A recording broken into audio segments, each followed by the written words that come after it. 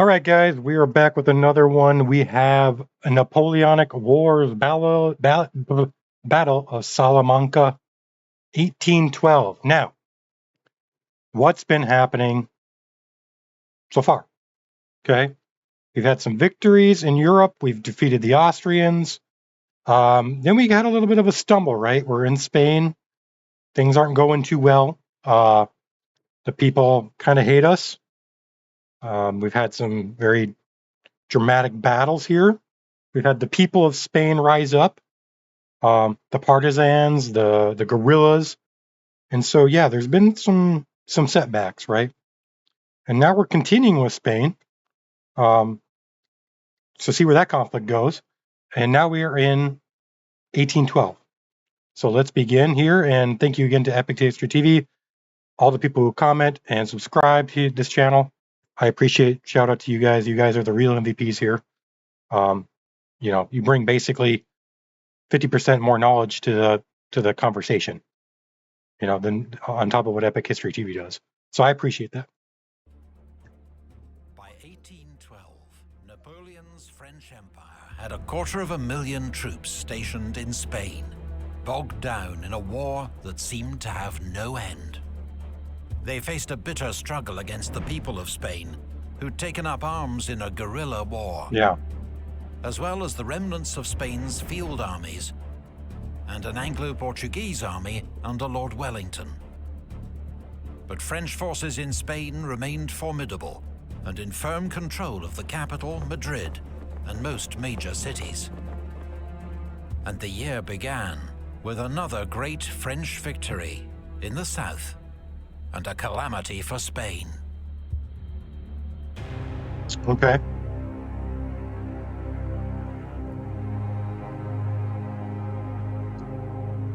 If I had two generals like such, I have no clue. Such it.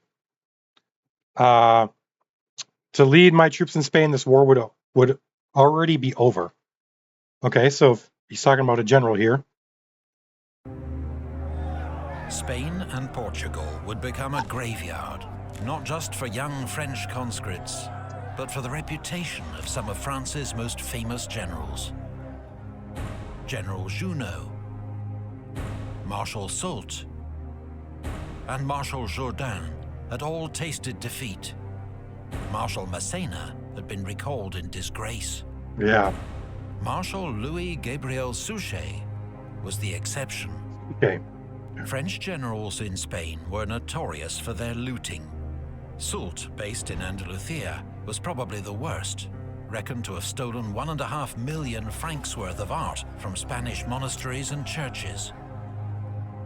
As governor of Aragon, Marshal Suchet behaved very differently.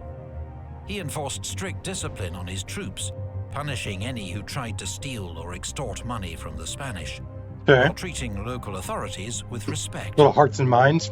He combined this hearts and minds strategy with ruthless military action against the guerrillas that was able to establish firm control of Aragon.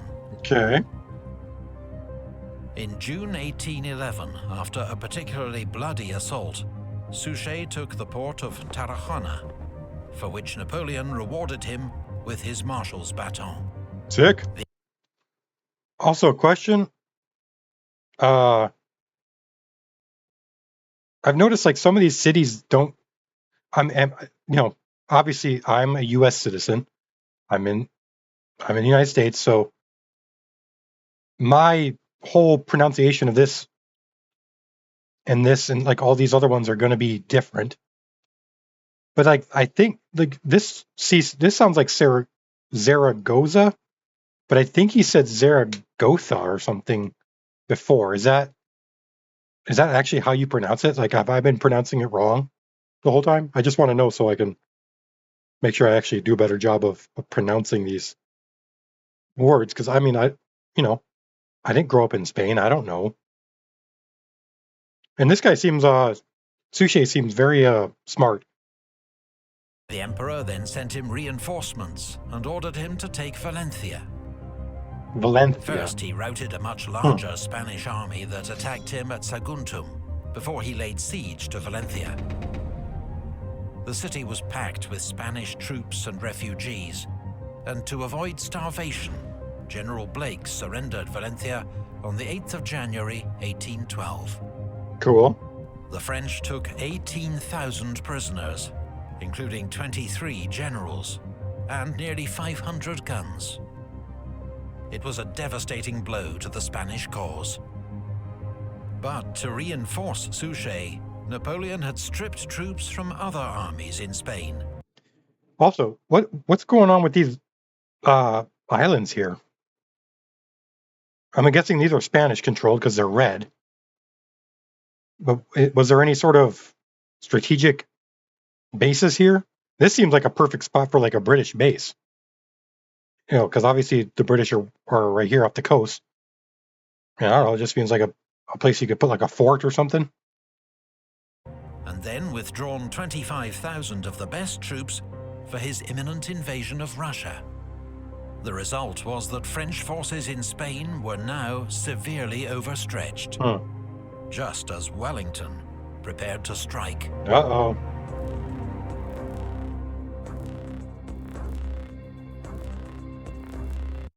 We have in the service the scum of the earth as common soldiers enlisted for drink. Wellington. That's a very unique quote. We have in the service the scum. So it's like he's saying our soldiers are basically... What's he trying to say here? Enlisted for drink. So they're only enlisting so they can have like food and water or like alcohol? They're not really interested in actually fighting? Let me know what do you mean by that? Spanish guerrillas kept Wellington well informed of French movements, and learning that the forces facing him in western Spain had been much weakened, he decided to go on the offensive, to strike a blow before the French could concentrate against him. On the day that Valencia fell, he laid siege to Ciudad Rodrigo on the Portuguese-Spanish frontier. Eager to take the city before Marshal Marmont could march to its relief, he ordered an assault after just 10 days. It succeeded, though Major General Crawford of the Light Division was among 300 killed. 300? That's not a lot. Wellington then marched south to besiege the much more strongly defended city of Badajoz. Okay, he's on the move. An assault was made on the night of the 6th of April. The first wave attacking the main breach were slaughtered. But what was supposed to be a diversionary attack on the city's castle with scaling ladders succeeded. They still use scaling ladders back then? Or, well, at this time? I mean, this guy has a spear. Obviously, they have bayonets. I mean, I don't know if this painting or drawing is like accurate or if it's just like a artist interpretation, but this seems like a very scary thing to have to do. Like to be the spearhead to go up these ladders. And the city soon fell. Really? The storming of Badajoz cost the British 3,700 casualties. Oof. In the aftermath, survivors went on the rampage, drinking, looting and raping, and killing more than 100 Spanish civilians before British officers finally restored order. That's naughty. Don't do that. That's not going to go very well if you're trying to... The Spanish already don't like you. They don't like the French. They don't like the British. So you're trying to help them, but also in a way hurt France. But then in doing so, you're turning them against you as well, so that the civilians, or if not like, maybe not the regular forces, but the civilians, they just look at you like they do the French. And now it's just, you know, is this why Wellington had that quote? The scum of the earth? Was like the soldiers bad people? Wellington had secured the two main routes between Spain and Portugal. Now he sent his most reliable subordinate, General Hill, with a small Anglo-Portuguese force to destroy the bridge over the Tagus at Almaraz.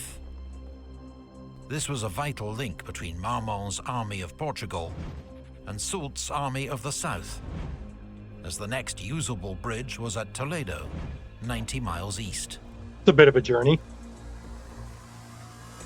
The bridge was well guarded by forts and redoubts, but Hill led a swift and daring assault.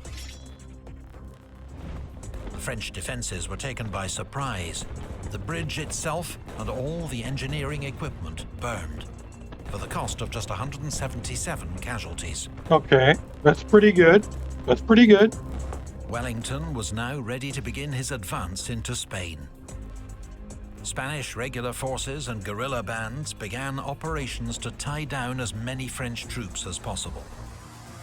While from the Bay of Biscay, Sir Hume Popham's naval raiding force made diversionary attacks on French coastal targets. Interesting. In 4 days, Wellington was at Salamanca, as Marmont, outnumbered, withdrew behind the Douro River. But when reinforcements arrived, he crossed the river again. For 6 days, Marmont tried to march around Wellington's flank, but the British general matched him move for move, their two armies marching in parallel, often within sight of each other. What? But on the 7th day, Marmont blundered. That's wild.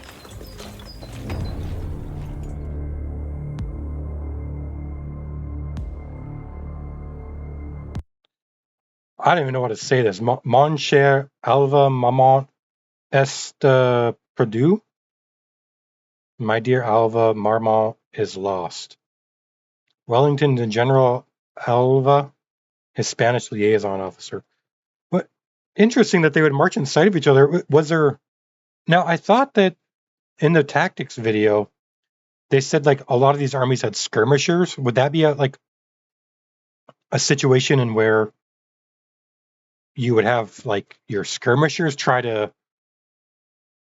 I don't know, like harass the other side while you're like marching? Or was it just kind of like an honorary thing where you just like, you don't do anything until you're ready for battle?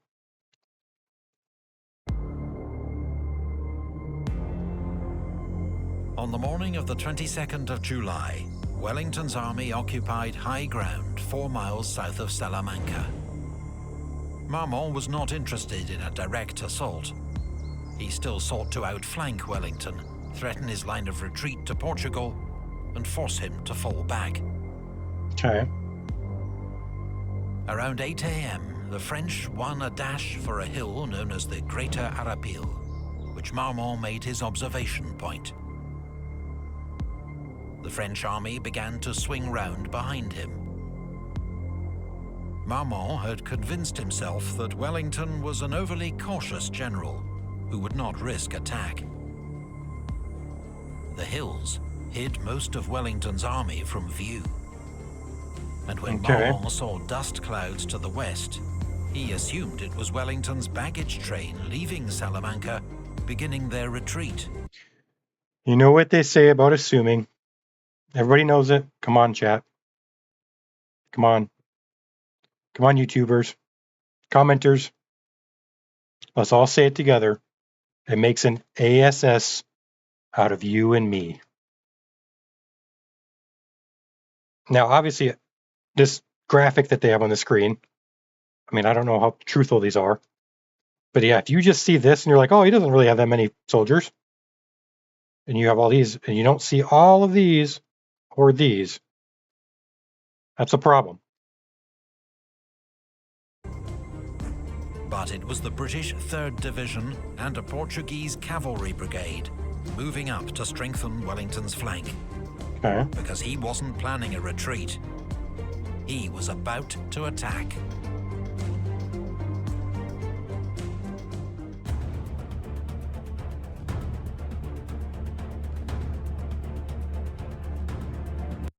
There they are, my lads. Just let them feel the temper of your bayonets. Major General Edward Pakenham, commanding British 3rd Division. Yeah. So uniquely, I'm wondering if anybody can tell me this. Do they have like translators for each part of the army? Because it looks like they had British, Portuguese, and Spanish in Wellington's army. So I'm assuming in terms of like command structure, you'd probably want multiple translators. I don't know, like, or how did the troops of like another country get ordered around? Were they taught the signals like the British would use for like their own troops, like the horn sound or like the flags or whatever? Like, how do they know what to do? Around 2 p.m., Marmont ordered the 5 infantry divisions waiting in the woods behind him to march west, to cut off Wellington's imagined retreat. General Moukoun's 5th Division, in the lead, stopped to engage what was presumed to be the British rearguard in the village of Los Arapiles. General Thomier's 7th Division continued west past it. Wellington watched as the French left flank became increasingly strung out and knew it was an opportunity too good to miss. He galloped 3 miles across country to the 3rd Division to give the crucial orders in person. Many of his staff officers struggled to keep up. Really? On arrival, he instructed the division's commander, his own brother-in-law, Edward Pakenham, to attack and drive everything before him. Okay. 3rd Division's advance was hidden by low hills until the last minute. Thomier's division was caught completely unawares and shattered by the assault. Thomier's himself was killed. Half his division killed or captured. The rest soon put to flight. That's not good. At this crucial moment, Marshal Marmont was hit by a British shell and carried from the field seriously wounded. Oh, snap. His second in command, General Bonnet, was himself wounded an hour later. So command passed to General Clausel. 45 minutes later, the British 5th Division attacked, supported by 2 Portuguese brigades and General Lemarchand's dragoons. Nice. The French saw the cavalry coming and formed square, but were hit first by the British infantry, who unleashed a close-range volley, then charged with the bayonet. The French were routed and charged down by Lemarchand's cavalry. French 6th Division was caught up in the collapse.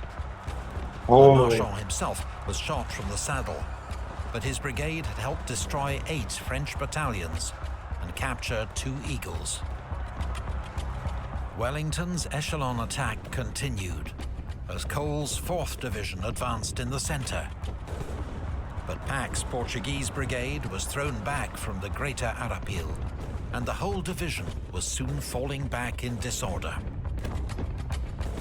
Despite the devastation of his army's left flank, General Clausel decided to launch an attack on the Lesser Arapil, the hinge of Wellington's position. Okay. If it could be taken, he might still snatch victory from the jaws of defeat. But the French advance was met by fresh troops of Clinton's 6th Division, who poured volleys of musket fire into the French columns. They began to fall back. The French army had lost the will to fight on, its soldiers streaming away into the woods behind them. General Ferret's 3rd Division mounted a brave rearguard action to buy the rest of the army time to escape, but it faced a hopeless task. It was soon outflanked by the British 5th Division, and Ferret himself was killed. Only General Foy's 1st Division escaped in good order. Wow.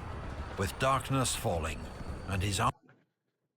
That was crazy. Like, I did not expect the French to kind of just buckle like that. All the videos we've watched so far, they've been like the only force in the field that has like any sort of discipline. I mean, even in like Eylau, was that? Yeah, Eylau, the one where like they were just getting bombarded from both sides from cannon fire, and they still advanced. But this one, it just seemed like they were absolutely overwhelmed.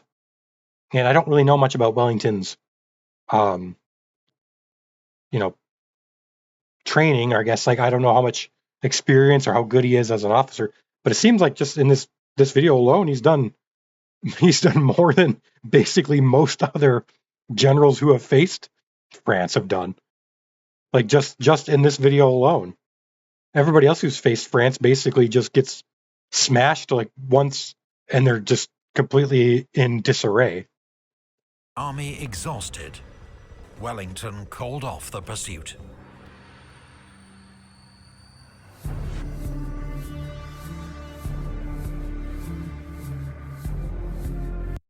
A deputation of the Cortes came to congratulate me upon your victory, hailing you as a savior of Spain. Henry Wellesley, British ambassador to Spain, to his brother. Okay, so his brother was the ambassador. Okay. The deputation of the Cortes. I'm guessing that's like whoever's in charge of Spain. Yeah, like I was saying earlier just a few minutes ago here, or a minute ago. I mean, so far, for being a multinational army, which I would assume there'd be a higher threshold for like communication to be like, you need it to be at a higher level, just so you can kind of coordinate various countries, like the soldiers from different countries, so they know what they're supposed to do or what you want them to do. For being like kind of a mixed ragtag group, they did pretty good, man. They basically just walked all over the French. So that's surprising. I mean, like I said, we haven't really seen that. Every other video we've watched, it's basically been like 99 times out of 100, a French like just walked right over everybody.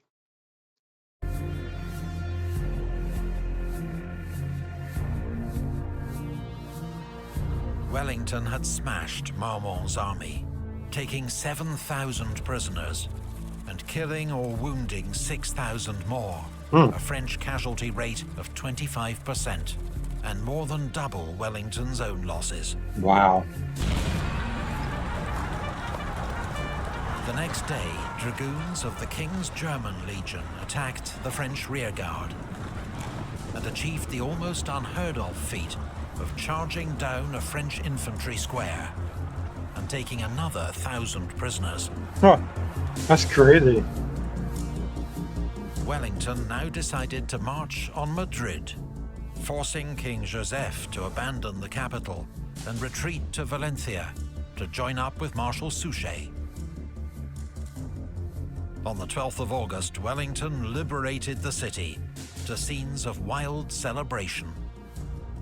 Soult, now at risk of being cut off in Andalusia, abandoned the siege of Cadiz, which had dragged on for 2.5 years, Holy. and marched east to join Joseph and Suchet. That's a long siege. The following month, Wellington marched north, pushing the French back from Valladolid and besieging the castle of Burgos. But his army lacked heavy guns, and the French garrison fought bravely. As powerful French armies gathered to the north and south, Wellington himself was now in danger of being trapped. He had no choice but to withdraw. Wellington's retreat turned into a desperate forced march through autumn rain. The supply system collapsed, and many starving soldiers looted what food they could find from Spanish villages. Madrid was abandoned and reoccupied by the French on the 1st of November. Wellington was back where he'd started 5 months before. But despite the campaign's dismal conclusion, his strike into Spain had led to the liberation of huge swathes of the country and left the French more overstretched than ever. Reinforced and resupplied, Wellington would be back the next year to deliver the final blow to Joseph's Spanish kingdom. Wow. 1812 had seen the tide of war turn, and not just in Spain, because 2,000 miles to the east, in Russia, catastrophe had engulfed the Grande Armée. Oh no. Look at these pictures, man. Or paintings or whatever. Thank you to all our Patreon Thank you to the supporters who've Patreons, made yes. Appreciate you guys too. That's a wild episode, man. Like, I'm just trying to think how much like it just doesn't seem necessary to go to Spain. Obviously, we have hindsight, I get it. And obviously Napoleon himself admitted it. But it's like it's just pointless, man. The loss of life, the loss of supplies. Now you have like some of your better marshals tied down in essentially a guerrilla war for the most part. I mean, Wellington's army is doing good work too. I mean, what's the point? And I got to say, good job on Wellington. Good job on the Portuguese and the Spanish. They were putting in some work too. I got to give them props. But it's just one of those things where it just gives me a headache thinking about it. Like, all of the troops you had here could have been doing other things, more important things. I don't know. Like at one point, you could coalesce your forces. Obviously, you still have to watch out for, like, I'm sure Austria or like Prussia or Russia or whatever, turning their backs on you or betraying you. I'm sure that was a concern. But it's like Spain was like not a concern, in my opinion. Neither was Portugal. You don't need to attack Portugal. They're basically, they don't really have much of an army. I don't know. Kind of my rant for it, but great video. I'm excited to see the next one. And thank you to everybody who watches, subscribes. You guys are amazing. And I'm going to start branching out and doing some other stuff, reactions, obviously, to history stuff. I really been looking forward to finishing this and then doing the marshals. Everybody has been kind of saying that's a really good one next. And then if anybody has any sort of recommendations on like Roman, that's like one of my favorite time periods. Roman history, like if you have like a series or like a channel that's a good creator, let me know. I'd like to do that too. All right, guys, peace. Be safe. Have a good one. Bye.